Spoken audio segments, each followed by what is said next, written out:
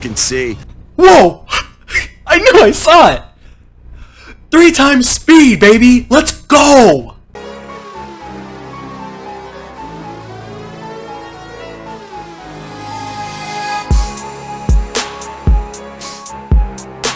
What's up, guys? Aroneous here with another Raid Shadow Legends video, and we've got some exciting news. We've got a new drop, game content coming to town. A brand new video just got leaked from Plarium. Not leaked, but posted from Plarium. And I'm going to be watching the video and seeing what they posted, what's going to be new to Raid, which is going to be cool.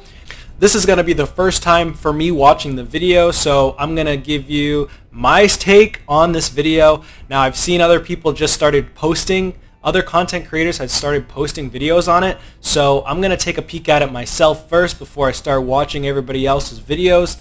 And yeah, let's get into it. Promised. All right, here we What's go. Next in Raid series is back on track. What's next It's been in a Raid, long baby? wait, Don't worry, we're sure you're going to love what's in store. Let's start with the big stuff. Okay. Introducing Awakening. We've been working on this for a while, and we're finally ready to share an overview with you.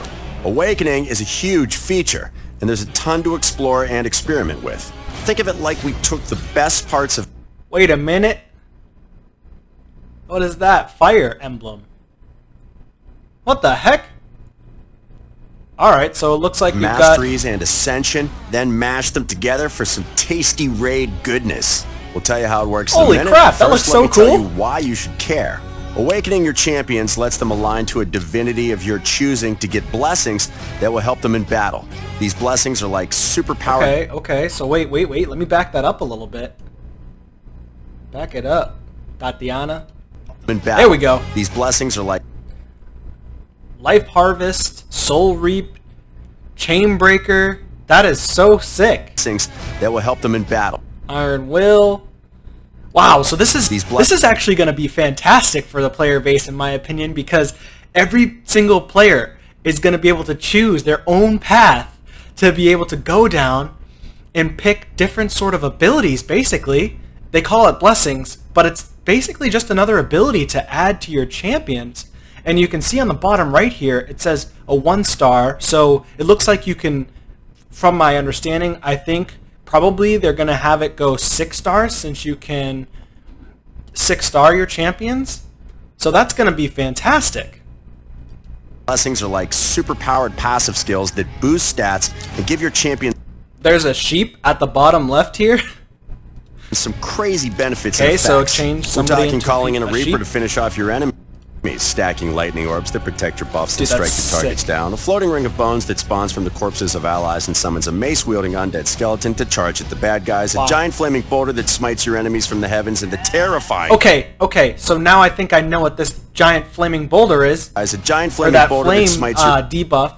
It looks like it's, I'm gonna assume that it's some type of HP burn, except a buffed HP burn, so you have like these buffed shields with the bolster set, and it can't be removed. So I'm thinking that maybe this is like an HP burn type of ability that can't be removed. I don't know. It could be something else though. Maybe it deals double the damage. I mean, ignored defense 580,000. And summons a mace-wielding undead skeleton to charge at the bad guys. A giant flaming boulder that 580,000 damage. That's insane. Smites your enemies from the heavens. That's a lot of damage. Tortuous, merciless. Damn, that dude's standard scary. Field sheep. Oh god. And breathe. As you can see, you can turn people into sheep for 2 turns. Okay, so that just means they probably can't do anything. They probably can't get buffs added on them, I'm assuming, or cause any debuffs to land on yourself. I'm assuming sheeps would probably take more damage because, I mean, they're just cattle, right? So they should be able to take more damage. But I could be wrong in this, but of course we won't know until we actually get this in Raid, right? But still, pretty sweet. We've got a lot of new, unique mechanics here. But there's I also wonder how broken... I will say, I wonder how broken that sheep mechanic will be once the pay-to-win players that spend their life savings and just have all of their champions be able to use the sheep ability. So that's going to be an annoying thing unless they make it so only one champion on your entire team can utilize that ability at the same time. So like, you know how you collect champions and the champion skill says this skill can only work with one champion and it can't work with multiple of the same copy champion? So maybe they did it that way as well. If they didn't do it that way, then maybe that would be broken for people that are super pay to win. But who knows? We'll see down the road. Things to play into the mechanics you're already familiar with. We can't wait to see all the awesome combos you come up with to put these blessings to good use. We'll cover them in more detail in a future video, but now you know why you want to awaken your champions. Let's talk about how, starting from the top at the Iron Twins. I mean, I don't know if you'd want to use those Grim Reapers on spiders, but that's just me. Fortress. Before you awaken your champions, you'll have to head here to get the items you'll need. This is a brand new dungeon, and it works a little differently. Let's go! Finally! Affinities. Every day they finally opened it. Change, meaning the affinity of the boss inside it will change. No way. There'll be 15 stages when the dungeon first goes live, but progress is individual and unique to each affinity. This means if you reach stage 15 on Magic Affinity, you'll still have to work your way up to that stage on Force, Spirit, and Void. There will be a regular schedule for which affinity is open on which day, so you can plan ahead. It's similar to the affinity keeps, but in this case, it's all in one dungeon. In addition, raiding the fortress will require both energy and a fortress key. Okay, so they're adding more content to the game, but they're also trying to make it so that you're not just spending 24 hours a day on all the content in the game, it seems. Maybe they took that into account because it's going to cost energy as well as keys. So the goal is hopefully people will actually waste a lot of their energy on these keeps. At least endgame players will waste a lot of their energy on these keeps because they're trying to upgrade their champions to get these cool different awakening items to create blessing skills. So I think this will be okay. A limited number of keys every day, so make sure you use them. Okay, new dungeon, obviously a new boss. Meet the Iron Twins. There are no pre-boss waves to take on, but these mechanical guardians will be tough to beat. Wait a minute. Wait a minute. Hold up. I could have sworn I saw something back here. Are we getting 3 times speed? Giant flaming boulder that smites your enemies from the heavens in the terrifying, tortuous, merciless standard feat. You can see. Whoa! I knew I saw it! 3 times speed, baby! Let's go! We are gonna get 3 times speed, unless this is just fake here. Unless they did this. Wait a minute, let me move myself out of the way. 3 times speed, people. It's got to be coming to the game. Let's go. That's what we want. This is going to be fantastic if they actually add 3 times speed. Oh my god. That's ridiculous. Alright, let's go back over here. Fortress. Before you awaken your champions, you'll have to head here to get no the way. This is a brand okay, new 3 times speed, you've already sold me if we do that. It's divided up into affinities. Every day the affinity goes live, but progress is individual and unique to each affinity. This means if you reach stage 15 on Magic Affinity, you'll still have to work your way up to that stage on Force, Spirit, and Void. There will be a regular schedule for which affinity is open on which day, so you can plan ahead. It's similar to the affinity keeps, but in this case, it's all in one dungeon. In addition, raiding the fortress will require both energy and a fortress key, and you'll get a limited number of keys every day, so make sure you use them. Okay, new dungeon, obviously a new boss. Meet the Iron Twins. There are no pre-boss waves to take on, but these mechanical guardians will be tough to beat, so you'll need to think long and hard about your team composition and each individual champion's stat builds before you even set foot in battle. That's interesting. First, the twins' attack and defense stats gradually increase throughout the battle as they use their skills, and their stats grow faster for every champion on your team that doesn't match the boss's affinity. That's why the dungeon works like it does, and why affinities really matter here. On top of that, your champion's own stats affect how quickly a special debuff stacks on them, and this is a big danger. Get too many stacks, and you almost certainly won't survive the Iron Twins' attacks. And for today, that's all we're telling you. Now, if you do manage to take these guys down, that's actually you a go home cool with some animation. valuable new items. soul coins, and soul essence. These things are why you came. I just noticed how much damage Tomb Lord did. These things. So it's looking like these Tomb Lord's gonna be really good. And soul. You see that damage? Soul coins. 2.3 million damage from Tomb Lord, and all of them are spirit. So Tomb Lord is clearly doing a lot of damage with poison. So think about that in the future. Maybe this guy, maybe the Iron Twins take a lot of poison damage. Possibly. And soul essence. These things are why you came here in the first place, and once you've got some, you'll be heading straight to your bastion, to an all-new building, the Altar of Souls. This is where you'll be awakening your champions using, you guessed it, their souls. To awaken any champion, you'll need their specific soul, or parts of their soul, split up into pieces. But it has to be theirs. You can't just use Death Knight's soul to awaken Turtle, for example. In fact, you can't awaken common or uncommon champions. We're not going to have to feed champions into them. Sorry, DK. Maybe someday, if you can realize your potential. So, like champions and like Ascension, souls have different numbers of stars. This is their awakening level. Each champion can be awakened through 6 levels of awakening, and the only limitation is that they can't be awakened more times than they've been ascended. There are 2 types you can use, Perfect Souls and Split Souls. Perfect Souls will awaken a champion to exactly the awakening level it says on the box. No more, no less. No hoops to jump through. Split Souls, on the other hand, only have 1 star filled in bright red, easy-to-see colors. It can only be used to awaken a champion to that specific level. So, to awaken a champion to level 4 awakening with a 4-star Split Soul, they need to already be at level 3 awakening. So, you want souls? You've got soul coins. This is going to be pay to win as heck. Let's start with the perfect souls. Oh, Take God. a pocket full of souls. I have a terrible feeling that this is going to be super pay to win heavy. Okay. Doesn't this remind you of a game? Doesn't this remind you of a game, people? Put it down below in the comments if you think this looks like a game that just came out. I'm not going to say it. Soul coins and head to the Mystic Market. This is where you'll spend your hard-earned soul coins to get soul stones. Grab what you want, then head straight to the Soul Stone Summon tab. Here, you'll use those soul stones to summon, well, souls. You might notice this interface looks pretty familiar, sick, though, not gonna lie. And you might also notice that there are 3 types of soul stones: mortal, immortal, and eternal. Summoning souls via soul stones will always give you perfect souls. The better the soul stone, the better your chances of getting higher level souls for higher rarity champions. It's similar to summoning champions. You even have a soul collection that works just like your champion collection. But there is one big difference: the wish list. There are a lot of champions in Raid, and finding the right type of soul for the right champion sounds pretty daunting.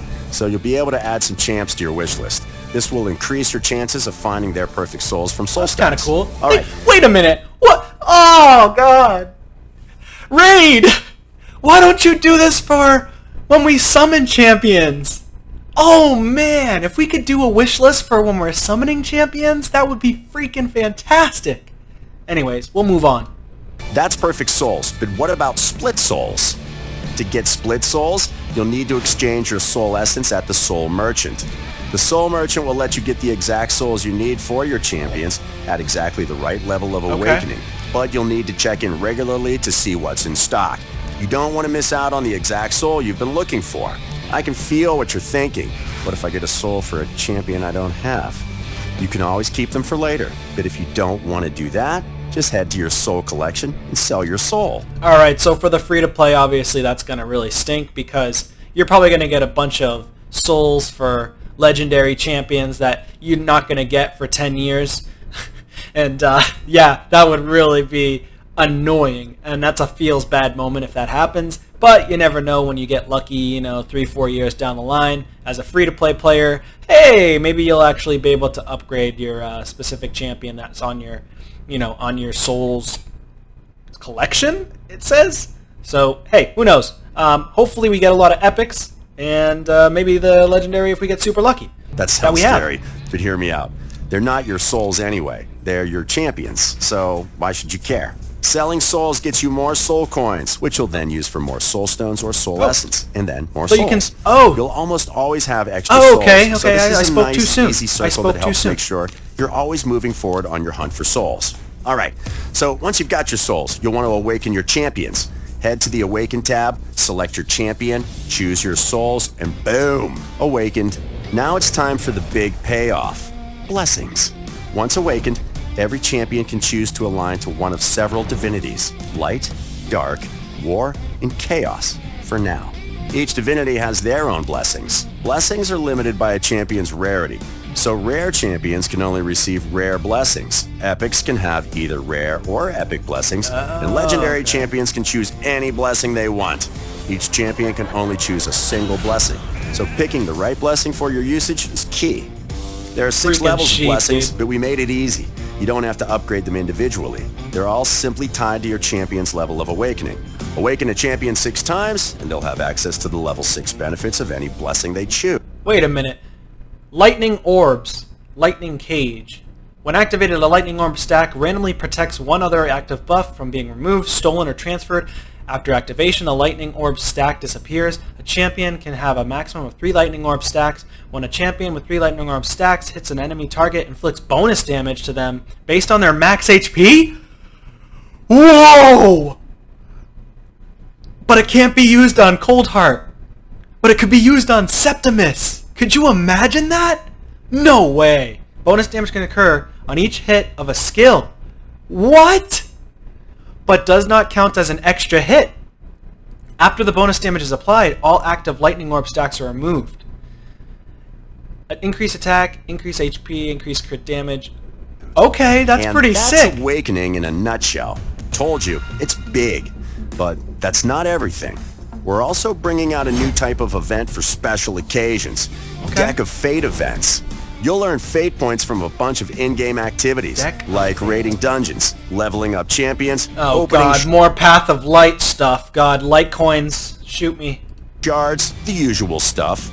You'll then use those fate points to flip cards. Whatever you flip over, you get to keep as a reward. But there's another layer. There are 3 rarities of cards, and if fate is on your side, and you flip 3 cards of the same rarity one after another, you'll get a bonus reward. Ew! What kind of reward is that?